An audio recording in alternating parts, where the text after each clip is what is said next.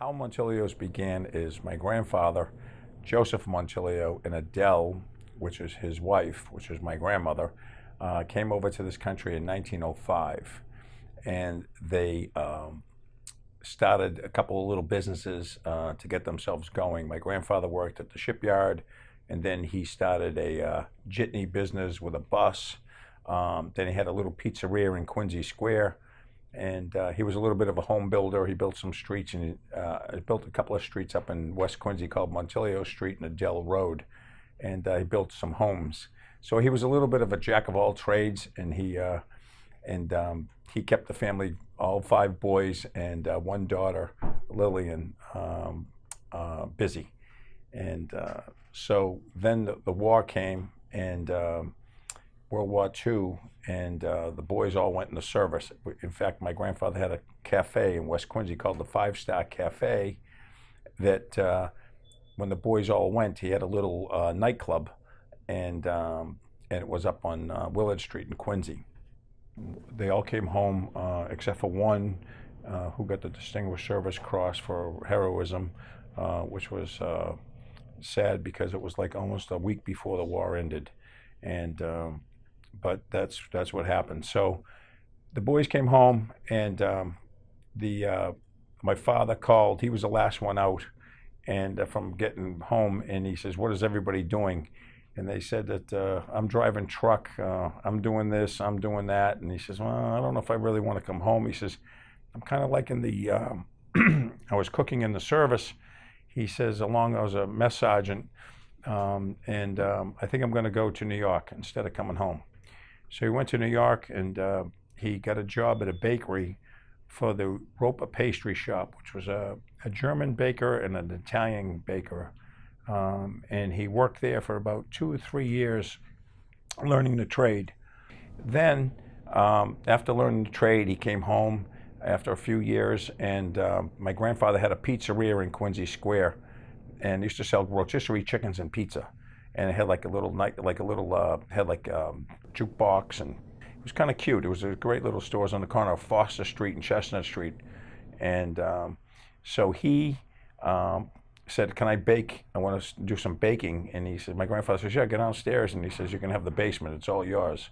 So he bought an oven. He bought some benches. He brought everything down the one little set of stairs. And at that time, I was probably just being born. I'd have to say 1945, 1951.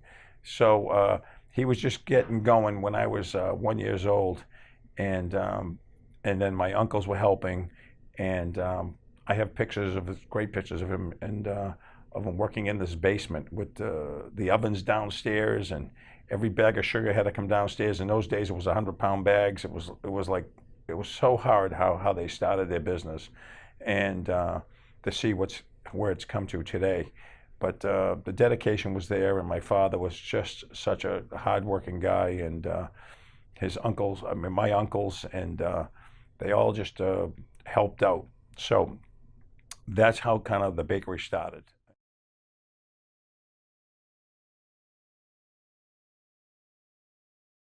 What really made the bakery take off tremendously was back in 1961, when it was JFK's became president of the United States, and my father was asked to become the baker for the inaugural cake through the politicians of the Massachusetts. So my father accepted, and it's kind of a little cute story, kind of not a great ending, but it was fun. That he was to make the cake and all set to do it, and then the union got involved, and they said that because you're not a union bakery, and Jack is going for a full union pack on every business, that we would decided that we make a ceremonial cake, but the original cake that was in Washington, D.C. was made by their in-house baking company. So we made the cake. My father got to go to Washington, received all the accolades and the bowls, but they couldn't serve that cake because of the not being union. It was kind of a really funny story. It's kind of like, it's just things happen, but we got through it. And I remember my father I was 10 years old back then, and it was such a big time for our family. But then from there, the bakery really took off. And it was always, it just seemed like, my father worked ungodly hours all the time. He was always working.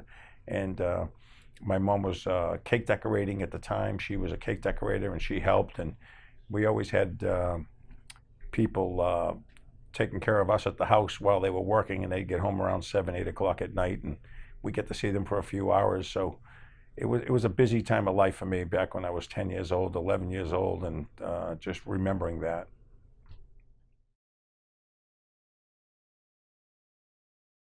I got involved in the bakery back in early days of going after school. It was kind of what kept me going on the straight and narrows, because my father would always he'd know right where I was at any time after school.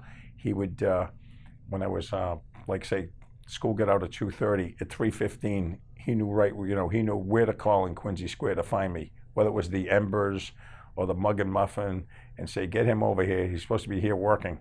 And so I learned the trade from my uncles who were in the back room working while my father ran the business.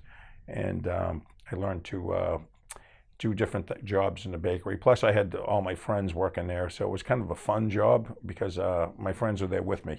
When I was going into high school, I was playing football and everything was going great. And then my father goes, what are you playing football for? He says, why aren't you coming to work more often? He says, you're never at work. And I says, well, because I'm playing football, Dad. He goes, well, he says, I signed you up for a painting course at the Quincy Y. He says, I know these people over there, and I want you to take this painting course, which was oil painting.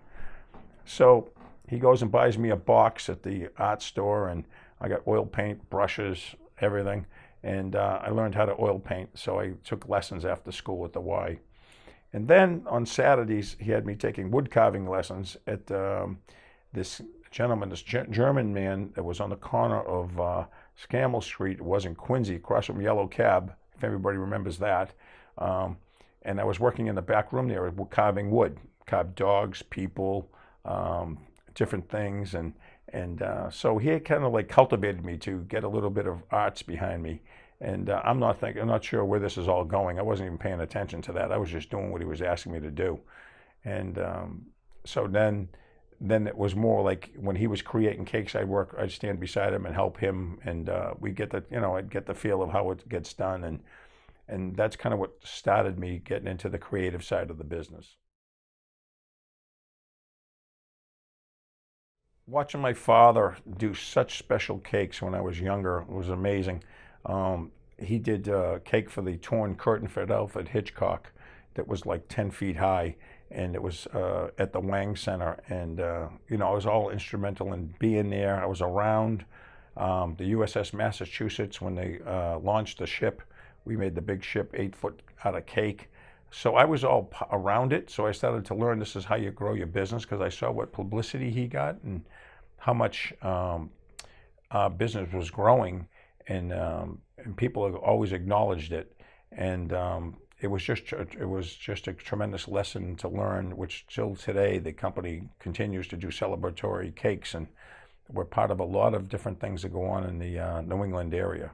I'll never forget, we made a cake for Liberace when he came to the music circus, and that was a big event, and got pictures and all that stuff, and just to meet all these important people. When Pavarotti came to Boston, we made a life-size baby grand piano, and it was just unbelievable. And Pavarotti walked in and bigger than life, and saw the cake with a portrait of his face on the top of the keyboard, and he just swipes the keyboard and licks the icing. It was just what you'd think he'd do. Arthur Fiedler was a big part of our business as far as every year he had a birthday, and the celebrations just kept getting bigger and bigger and bigger.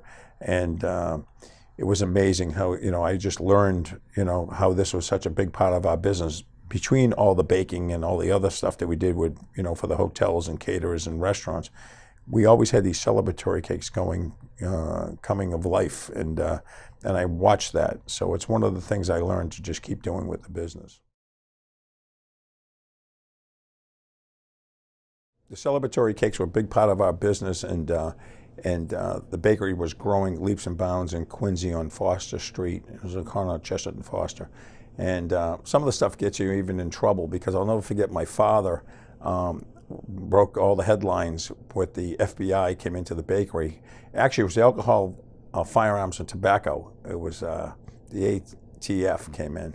They came in and they said, why are you using 10,000 pounds of sugar a week? There's no way this little bakery uses this much sugar. You must be making alcohol. So we're going to put a keeper in here, and we're going to watch every bag of sugar being used for a couple of weeks to make sure that you're really doing it. And they did. And when they left, they were surprised at how busy he was. It was just a funny story in life that actually there's a couple of cartoons of my father with his hands up with his baker's hats on with the ATF badge being thrown in his face. It was hysterical. Then, in my life, I said I had to make a decision of which way I was going to go, because I went to, when I graduated from Quincy High in 1969, I went to Bryan and Stratton, which was a 2-year associate school in Boston. And I took Fortran, COBOL, taking accounting, and I was loving that part of the business. And I think my father was getting a little bit nervous that I was going in a different direction. But it's funny how I used every part of that. What I learned there, I use it in the bakery business, because it's all mathematicians, and baking's a science, so you have to be exact. It's not like cooking where you can just throw things in a pot. You have to be ounces, pounds, and it's very serious that you just keep on that track. So I did get a good lesson with school, and also in the business side of life. It was good to get away from the bakery, and I lived in Boston for 2 years.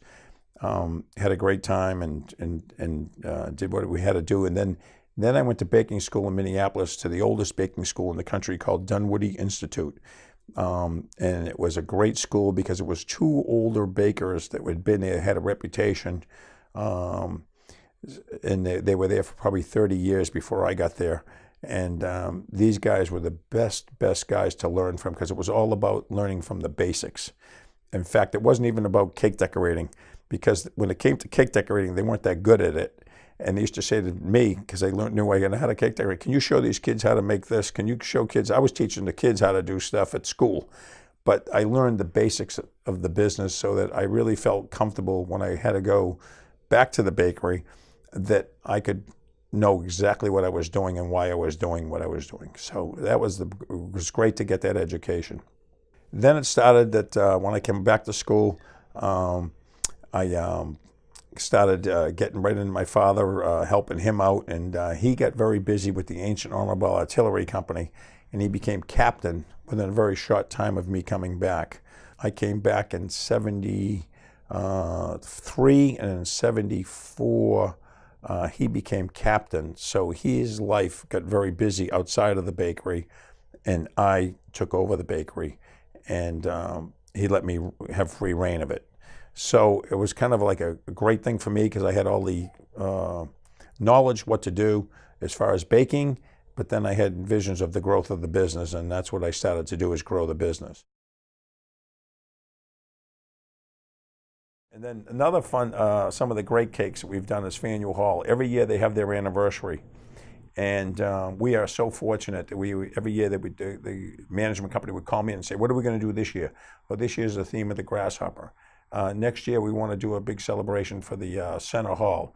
So we've done cakes they were as long as, well, one was 24 feet by 24 feet, 16 feet high. And we used to feed 4,000 to 5,000, 6,000 people, 10,000 people on a Friday afternoon there. And every year was a different experience, and nothing but those were just great projects to do. One of the best ones was a 20-foot Boston cream pie.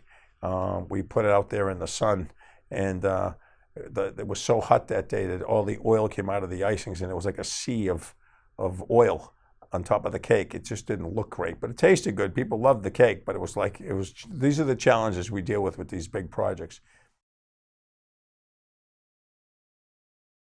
And one of my biggest projects was digital, where many of the younger people would know who that is, but that was one of the largest computer companies in the world back in the 80s. And in 1983, they were 25 years old. So they came to me, I got a phone call from their food service company, and they said, we want to feed 100,000 people. And I says, 100,000 people? They said, yeah. We said, we would like to come down and talk to you. I said, I'd love that job. So they said, we'd like 11 cakes to be served to feed 110,000 people is what it was. And we want to feed 10,000 people for every cake. But the problem is, he says, not a problem. He says, what we'd like is we'd like it built in front of the people when they come to Kennedy Lake Park. They get there at like 8, 9 in the morning, and then we want to serve it around 1 or 2 in the afternoon. So we had to build 11 cakes in front of the people every Saturday and Sunday for 11 days. So it took us about 4.5 weeks to get through it all. 5 weeks, I should say, 5.5 weeks to get through it all. And the fun part was it started in September, and it ended up in October, beginning of November, I think it was, or end of October, somewhere around there. It was snowing on the last day. So we had to keep all the icings in a heated van. We had to put the heat on in the van to keep the icings from freezing. And the snow was whipping the side of the cake. And we said, this is amazing that we're doing this, you know. And I also told him, I said, I don't want separate checks. I want one big check. And it was the largest check I've ever gotten for a cake, I have to say. So it was kind of a fun event. And that was a challenge. This bakery business, you can't believe the people you meet and how much fun it is in certain times of the year. And I can only just say I met the Pope.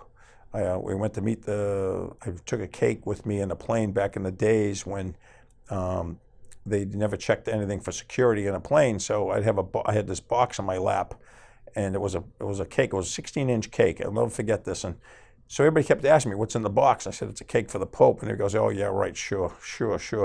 And next thing you know, there I am walking through St. Petersburg Square, upstairs, St. Peter's Square, and walking upstairs to meet the Pope. And the Swiss guards took me right in, and we presented the cake to him. And it's just amazing that you can get the people I meet. That's all I can say. The cake business it's just a fun business.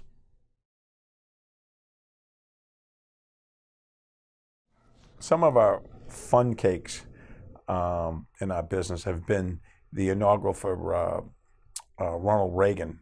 My father was institutional in getting that job, and I was executing it as the new kid on the block, as the youth. So he says, I'm going to Washington.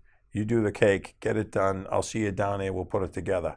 So we had to do that whole operation, and that was a fun project because it was big, and went to the Navy Club down in Washington, D.C.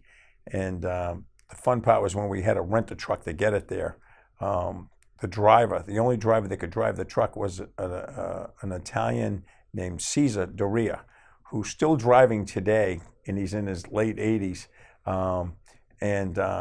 He's a phenomenal guy, but the best part was he didn't know how to read a map. So I gave him a piece of cardboard that said Boston, Mass, with a straight line that said Washington, D.C., and I sketched the Capitol, and I was on a piece of cardboard, and I says, you just follow this road till you see that building, and when you get to that building, you call me. And 7 hours later, he called me. He was in front of that building. I said, it was amazing. I said, because he couldn't read a map, so he just showed the piece of cardboard to everybody all the way down. And he says, I have the president's cake in the back of the truck. It was hysterical. I mean, you couldn't make this stuff up, you know. These cakes are all challenges. Every one of them's different. I had another company, MS Walker, a liquor company, wanted a 20-foot apple pie baked. So I called my friend Jay Cashman, and we ended up using this company that he knew. We welded 20-foot wedges to make one big pie. It was 8 sections. And so we had to put liquor in the cake because it was a liquor company that wanted this old New England apple pie liqueur as an ingredient. So we did it, and we were supposed to deliver it to Faneuil Hall on a Friday afternoon and cut it. And I got a phone call, and the phone call said, "Oh, we can't serve the pie there because it has liquor in it, and you can't do this you can't serve liquor to the public in Faneuil Hall. It's not accepted." So we said, "Oh boy, now what do we do with this pie?" So my friend that owned the company says, "Oh, we're going to serve it at Boston Commons on Sunday." So that was kind of interesting because we all know Boston Commons on Sunday, there's not many people around, especially at the time of the year. It was a summer weekend. Everybody's away, and it was so funny. It poured rain. So we ended up sending the pie to a piggery, and all the pigs got drunk, I'm sure, because that's where that pie went, and there was nobody there to serve to. So we've had some funny things happen, and we've had some great things, and more great than not. Another fun story of Montilio's was back in the days, I'd say early 80s, that someone got caught drunk driving, and they had a Montilio's rum cake in the front seat. So they told the police officer that the rum cake got him drunk, so the police officer had to take the cake in as evidence, and then it became a court case. So we had to go have the cake analyzed to see how much liquor is in it, which is about a half a beer to an 8-inch rum cake. So you'd have to eat like the whole rum cake is the same as drinking a half a beer, is what they're saying in the end of the scope of things. But this guy just was relentless. He would not stop chasing us down, and it was amazing that we had to go through as much as we did have to go through, and it was a funny part. It was just another funny story of the bakery business. Back in 1974, 1975 was when I was really put into the business to kind of like manage it, and it was kind of like an experience. Like I had great support, great employees. My father had such great dedicated employees in his business that were tremendous, helping me do what I could do. They actually gave me the freedom to grow the business. So I started growing the business, and he was busy doing his thing and working on his retirement and the Ancient Honorable Artillery Company, and just loving all that. And things were good. Faneuil Hall got renovated, and we got involved with that. And when it first reopened as a new entity, but we were there before it was renovated, which was kind of funny. My father says, "Well, we're going to open a store in Faneuil Hall." He says, "I want you to do that." And I said, "Okay, I'll get it done." And it was the old building that had no heat. There was a fire on the second floor that they never fixed. And we used to go in there, and I started running this little store in Faneuil Hall where the marketplace is today, that everybody knows it. But remember, no heat, DC current. It was just an old building. And one of the funny things is the only way you could stay warm in the winter is you had these space heaters around you. And then there was like the 11 o'clock, all the meat cutters would look at me and say, "Hey, George," and here I am at 25 years old. "You want to go over to Durgan Park and we'll have a few drinks?" So I started drinking at a young age. I said, just to stay warm. I wasn't staying to drink, I was staying to stay warm. So I'd get a few belts of scotch or vodka under my belt every day while we were working in the market in the winter. It was a learning experience, and we learned a lot, and had a lot of fun also. But that was just part of it. That was the start of the retail business that I started growing.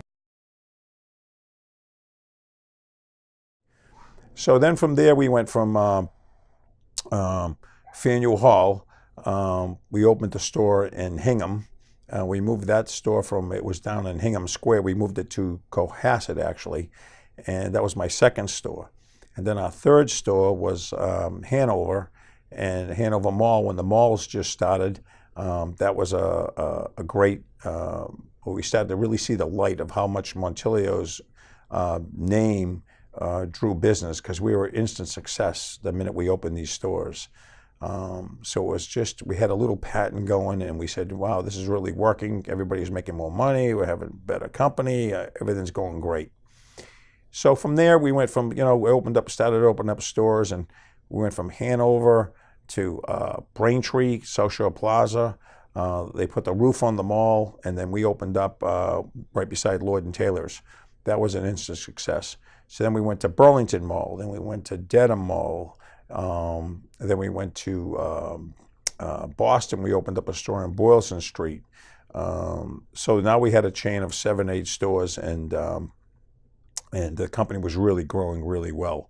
Now we're into the 80s. So the store on the Boylston Street was an experience, because it was a full-fledged restaurant, which I was never in the restaurant business, but I got into it, and we renovated it, and we put a second floor in it. So we had a 3-story restaurant, and it was open 24 hours a day from Thursday night to Sunday night. We'd stay open right around the clock. Got a liquor license. We started expanding the whole basis of the business. Never leaving the cake business, but just we started stretching out a little bit and going into other directions.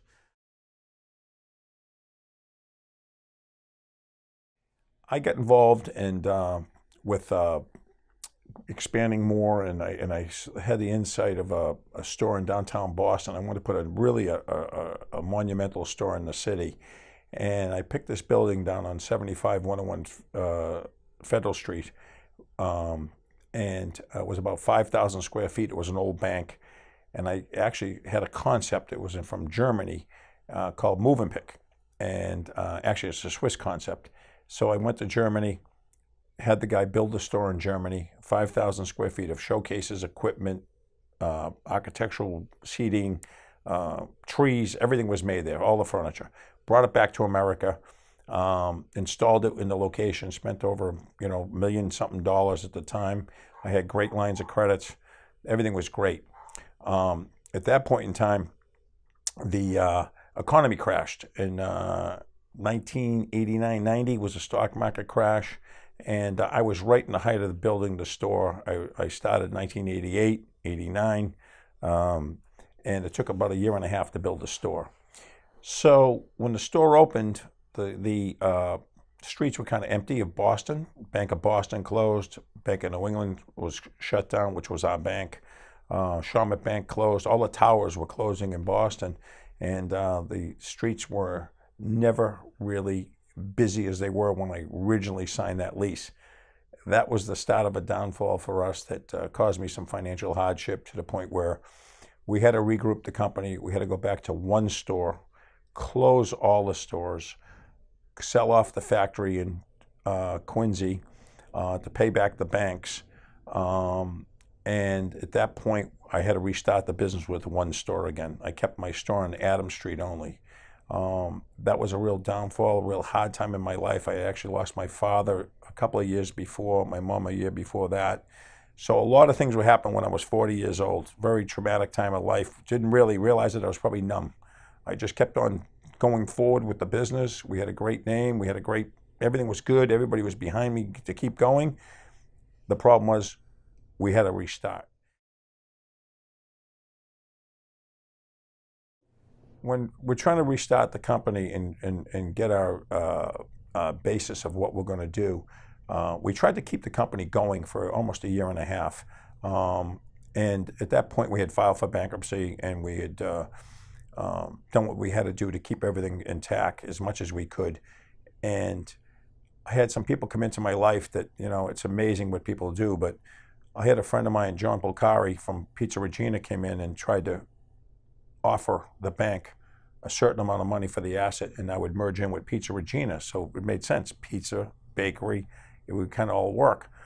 And everything we tried just would not work with the attorneys and the banks. We tried many different avenues to try to make it work keep the company intact, at least at 50% of its locations and those kind of things. That we wanted to keep everybody going and keep the Quincy location also. And it didn't work. So after a year and a half, we had no decision other than to close the company down and keep the one store. And that's when I had a friend of mine, Jay Cashman, came and helped me refinance my business to get it to where it is today. And if it wasn't for that, that would probably be it'd be very, very tough to say that I'd still be here. That was a very important part of the company getting a new breath of fresh air. One of the lessons I learned was from my attorney, and he says to me, we walk out of the federal courthouse, he goes, "Look at George," he says, "you're 41 years old at the time." He says, "I see my clients 4, 5, and 6 times. He says, they repeat what they just did the last time. He says, we end up back in this building.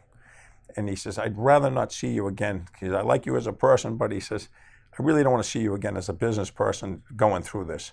And I said, "Norman," I said, "you'll never see me again." I said, "You'll never see me again." I said, "I'll never repeat what I just did." I says, and that still sticks with me today as a very important, every time a decision comes up, to grow, because we're back in that same situation again. Economy's booming. flying, landlords calling me every day, sending me notices. I'll give you the location, just take it over. Cheap rent right now, and I'm all saying I'm all set, because that's what got us into trouble the last time. This business is only so far you can expand, and if you look nationally, there's no national retail bakery chain. It's just not that easy of a business to expand.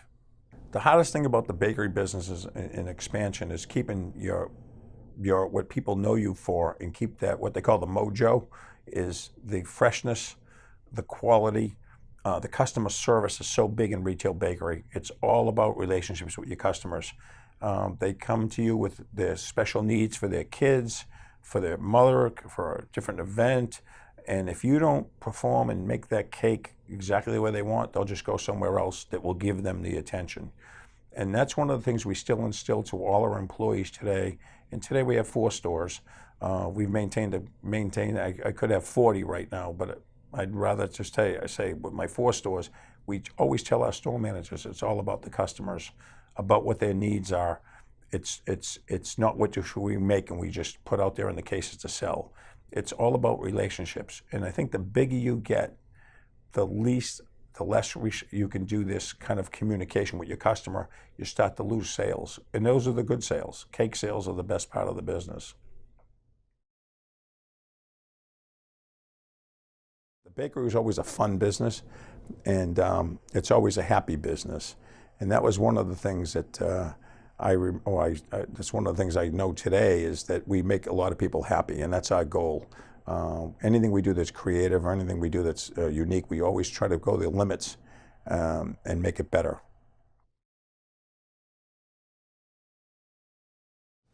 Montilio's has always been a family business between my grandfather, my father, my aunts, uncles, and now then me, and then my wife helps, and my 2 daughters, and they're still involved in the business today.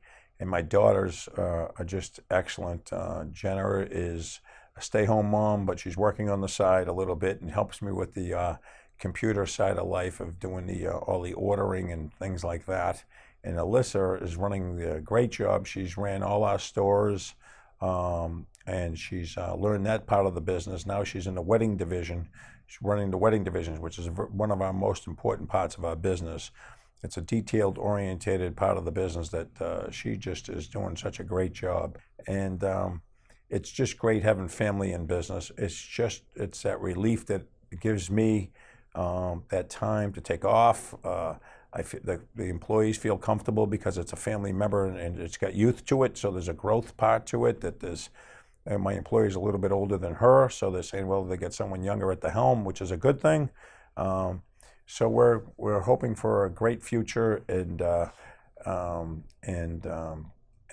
so far with the way it's working, it seems like it's going to continue on, and we have grandsons after that too, which is great, But having family in the business is nothing like it. It's just it's a real comfort level, is what it is, and it's great to see them excel at what they do.